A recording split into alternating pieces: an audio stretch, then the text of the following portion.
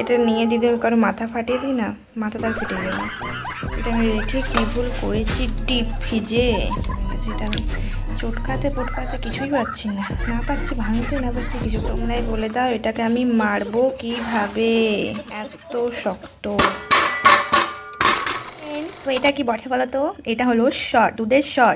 সেটা বাটিতে রেখে হয়েছে কদিন, 8-10 দিন হয়েছে, ডিপ ফ্রিজে রাখা ছিল। তো ডিপ ফ্রিজে রাখার কারণে এটা হয়ে গেছে পুরো পাথর। তোমরা দেখতে পাচ্ছ, চলো ভালো করে দেখাচ্ছি তোমাদেরকে। এই যে এটা না যাচ্ছে এখন ভাঙা, না যাচ্ছে কিছু। এটা এখন আমি কি করব বলো তো? হ্যাঁ, এটা তো ভাঙাও যাচ্ছে না, কি অবস্থা পুরো হয়ে গেছে, পুরো ইট। দেখতে পাচ্ছ, এটা যে আমি মারবো কি, তো কীভাবে মারবো এটা, আমি মারবো তো কীভাবে মারবো? এটা ডিপ ফ্রিজে রেখে দিয়েছিলাম যে এটা দেখা যাক, অন্যবারে আমি ডিপ ফ্রিজে রাখি না।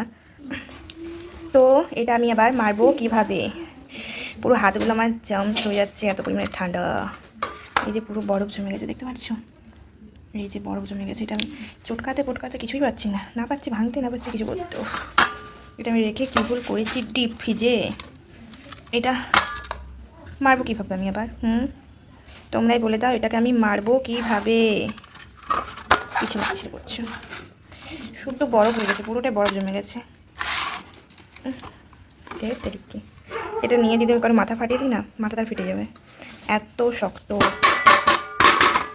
দেখতে পাচ্ছ, কোনো মতেই এটা ভাঙতে পারছি না আমি।